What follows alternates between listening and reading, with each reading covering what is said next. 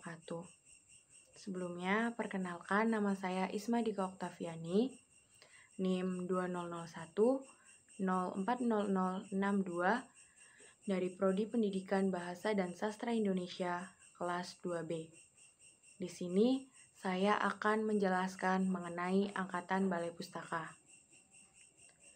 Seperti yang kita ketahui bersama, perkembangan kesusastraan modern tidak dapat dipisahkan dari keberadaan Balai Pustaka. Balai Pustaka sendiri pada awalnya merupakan komisi untuk bacaan sekolah pribumi dan bacaan rakyat yang didirikan pada tahun 1908. Komisi ini dimaksudkan untuk memerangi bacaan liar yang banyak beredar pada tahun 20-an. Selain itu, untuk memerangi pengaruh nasionalisme dan sosialisme yang mulai tumbuh subur di kalangan pemuda pelajar. Sementara itu, tugas utama Balai Pustaka sebenarnya adalah untuk menyediakan bahan bacaan bagi masyarakat.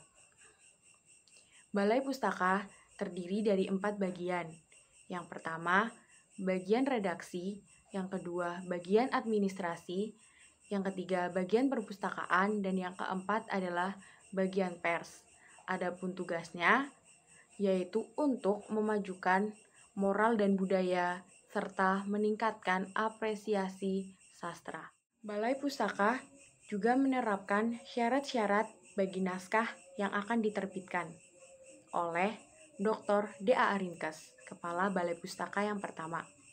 Syarat-syaratnya diantara lain, naskah-naskahnya harus netral mengenai keagamaan dan harus memenuhi syarat budi pekerti, ketertiban, dan politik.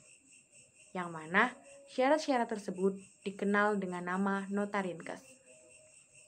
Berdasarkan kebijakan tersebut, hampir semua karya sastra pada angkatan Balai Pustaka memunculkan tokoh Mesias atau dewa penolong yang merupakan tokoh Belanda, sedangkan untuk tokoh atau pemimpin lokal digambarkan sebagai tokoh yang kejam, tidak adil, dan tukang menikah. Maka dari itu, karakteristik karya sastra pada angkatan Balai Pustaka kebanyakan mempersoalkan mengenai kawin paksa, permaduan, dan pertentangan antara kaum tua yang ingin mempertahankan adat dengan kaum muda yang ingin merasakan kemajuan dengan kehidupan modern. Berikut contoh-contoh novel yang memperlihatkan hal tersebut. Antara lain, novel Azab dan Sengsara, karya Merari Siregar, yang terbit pada tahun 1920, yang menceritakan tentang tokoh Baginda, si kepala kampung, yang terkenal dermawan, tiba-tiba bertindak tidak adil dengan memutuskan cinta Aminuddin dan Maryamin. Kemudian ada novel Salah Asuhan, karya Abdul Muiz. Ada juga novel Siti Nurbaya, karya Marah Rusli, yang terbit pada tahun 1922, yang menceritakan tentang kawin paksa. Dan novel ini merupakan karya puncak atau karya yang paling menonjol pada angkatan Balai Pustaka. Dan masih banyak contoh-contoh novel yang lainnya.